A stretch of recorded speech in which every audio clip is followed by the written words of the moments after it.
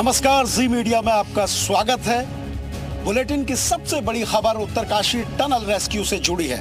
पूरे देश की नजर जिस टनल रेस्क्यू पर है, आज उससे बड़ी खबर मिल सकती है। 41 मजदूरों को बचाने के लिए जो रेस्क्यू अभियान चल रहा है, अगले कुछ घंटों में उसमें सकारात्मक परिणाम दिख सकते हैं। लगातार टीमें काम कर रही हैं और बताया जा रहा है कि कुछ घंटों के बाद इन मजदूरों को इस टनल से निकाला जा सकता है। 11 नवंबर को ये मजदूर इस टनल में फंसे थे और आज जब ये इस टनल से बाहर आएंगे तो सभी का इंतजार है। देर रात तमाम मशीनरी काम करती रही, लेकिन कुछ हडल्स भी सामने आई थी। बड़ा लोहे का सरिया आने की वजह से रेस्क्यू कार्य धीमा हुआ था, लेकिन अब बताया जा रहा है कि रेस्क्यू कार्य फिर से शुरू हो गया है। इन 41 जिंदगियों को लेकर तमाम जो मशीनरीज हैं वो काम कर रही हैं। बताया जा रहा है कि जब टनल में ड्रिलिंग का काम पूरा हो जाएगा तो सबसे पहले एनडीआरएफ के 3 जवान लाइफ सपोर्ट सिस्टम के साथ अंदर जाएंगे और उसके बाद एक एक करके मजदूरों को बाहर निकाला जाएगा। रेस्क्यू से जुड़े हुए तमाम बड़े अधिकारी भी इस वक्त टनल में मौजूद हैं। इस रेस्क्यू पर देश विदेश के एक्सपर्ट की भी नजर है। तमाम एक्सपर्ट बीते कई दिनों से इस रेस्क्यू को पूरा करने में जुटे हुए हैं। इस स्पेशल बुलेटिन में मेरे साथ मेरे सहयोगी रामानुज ग्राउंड जीरो से जुड़े हुए हैं। रामानुज, आप ये बताइए कि इस वक्त टनल में किस तरह के हालात हैं, क्या अपडेट है और कब तक ये खबर मिल सकती है कि ये मजदूर बाहर निकाले जाने वाले हैं। Over to you Ramanuj. Surendra, rescue operation का आज 12वां दिन है और लगातार जिस तरह से रेस्क्यू ऑपरेशन चल रहा है और ये आज का जो दिन है ये काफ़ी अहम है, काफ़ी महत्वपूर्ण है। सबकी नज़रें इस ऑपरेशन के अंतिम पड़ाव पर लगी हैं कि आखिर में ये पूरा रेस्क्यू ऑपरेशन कब कंप्लीट होगा। और जो लगातार रेस्क्यू ऑपरेशन में कर्मचारी अधिकारी लगे हैं वो भी इस बात को सोच रहे हैं कि एक एक करके सभी मजदूरों को कैसे बाहर निकाला जाएगा। तो एक अभी ड्रिलिंग का जो रेस्क्यू के पॉइंट है उस पर काम किया जा रहा है कि जैसे वो पाइप पूरी तरह से मलबे को पार करती हुई मजदूरों के पोर्शन में पहुंचेगी, एक एक करके सभी मजदूरों को बाहर निकाला जाएगा। दर्शकों को तस्वीर भी दिखाते हैं और बताते हैं कि ये पूरा रेस्क्यू ऑपरेशन किस तरह से चल रहा है।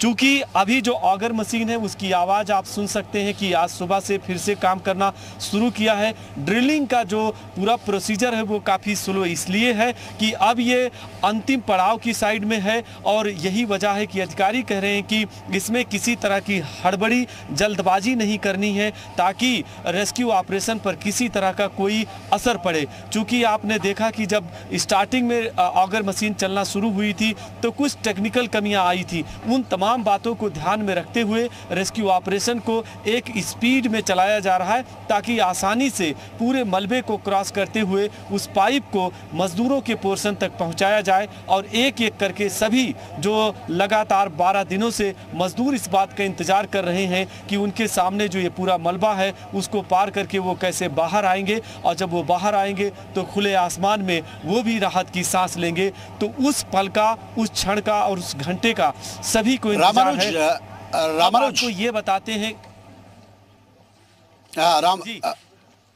रामानुज, ये बताइए कि टनल में अभी ड्रिलिंग का काम कहां तक पहुंचा है और अगर हम बात करें तो लगभग कितनी देर के बाद ये ड्रिलिंग पूरी हो सकती है और ड्रिलिंग के बाद की प्रक्रिया के बारे में बताइए। किस तरह से मजदूरों को बाहर लाया जाएगा, कौन लोग रहेंगे, क्या डॉक्टर्स की कोई टीम रहेगी साथ में?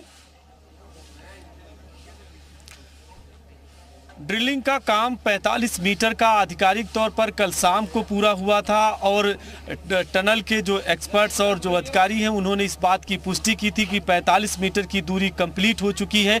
चूँकि जो सेकेंडरी पाइप गई थी वो 53 से 57 के बीच में थी, तो ऐसे में जो दूरी तय की जानी है वो लगभग 57 मीटर की जानी है। तो ओवरऑल अगर इसको देखते हैं तो अब दूसरी यानी कि 45 मीटर के आगे की जो पाइप जा रही है, अगर उसको देखते हैं 6 मीटर की है, इस तरह से वो 51 मीटर की दूरी को तय करेगी और जो लास्ट की पाइप होगी वो 57 मीटर की दूरी तय करेगी। तो इस तरह से अब इंतजार किया जा रहा है कि जब थोड़ी देर के बाद मीडिया ब्रीफिंग होगी तो आधिकारिक तौर पर ऐलान होगा कि अब कल से लेकर अब तक कितनी ड्रिलिंग हुई है और कितनी दूरी तक पाइप को बिछाने का काम हो चुका है। जो आपका सवाल है कि आखिर किस तरह की पूरा प्रोसीजर चलेगा, उसको भी बताते हैं और दर्शक इस टनल की एक्सक्लूसिव तस्वीर को भी देखते रहे। इसमें जब पहले ड्रिलिंग का काम पूरा हो जाएगा तो इसके बाद में रेस्क्यू ऑपरेशन शुरू होगा।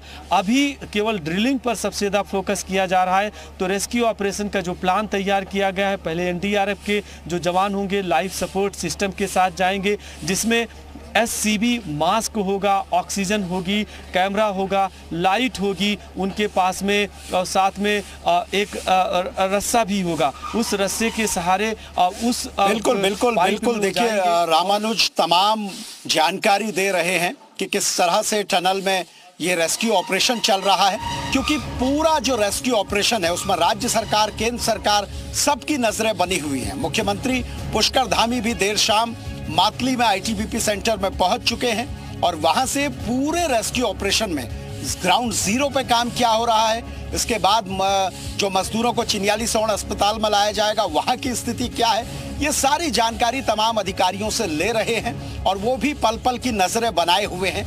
और ये भी रामानुज ने बताया कि तमाम जो अधिकारी हैं वो ग्राउंड जीरो पे मौजूद हैं। रामानुज, एक सवाल मेरा आपसे ये भी होगा कि मजदूरों को जब वहां से निकाला जाएगा तो क्या इनको एयरलिफ्ट करके देहरादून ले जाया जाएगा, या जो अभी तक का प्लान बना है कि इनको सबसे पहले चिन्यालीसौड़ के सामुदायिक अस्पताल में लाया जाएगा, या वहां लाने की तैयारी है? रामानुज।